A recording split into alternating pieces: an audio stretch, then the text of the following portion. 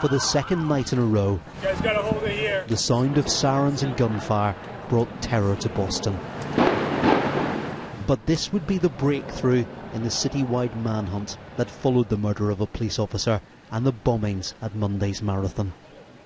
One of the FBI suspects, Dzhokhar Tsarnaev, was killed, and last night the other, his brother Dzhokhar, was found hiding in a boat at the back of a house in the suburb of Watertown. Residents were moved out of their homes as shots were fired. Then they said to run, so we started to run, and we heard the gunshots, and Kevin tackled me to the ground. Some were close enough to record what happened from inside their homes. That is a lot of gunfire. Yeah. Sounds about like 20 plus rounds there. It's very scary, unbelievable. But after a short standoff, Dzhokhar Tsarnaev was taken into custody. To those families that lost loved ones or suffered injuries that they'll live with the rest of their lives. For a police officer, a young man starting a career at MIT, and a police officer with the MBTA who almost lost his life.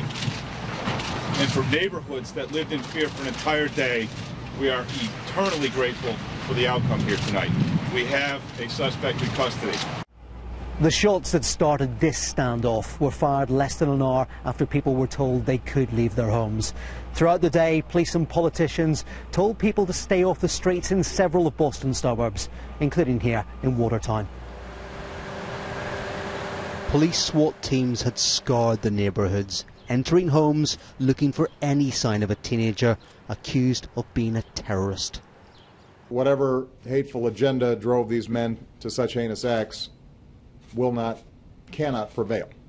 Whatever they thought they could ultimately achieve, they've already failed. They failed because the people of Boston refused to be intimidated. They failed because, as Americans, we refuse to be terrorized.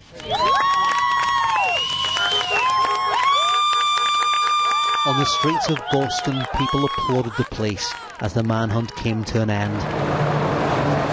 A moment of celebration and relief after a week when fear and grief have been the dominant emotions in this city. Chris Buckler, BBC News, Boston.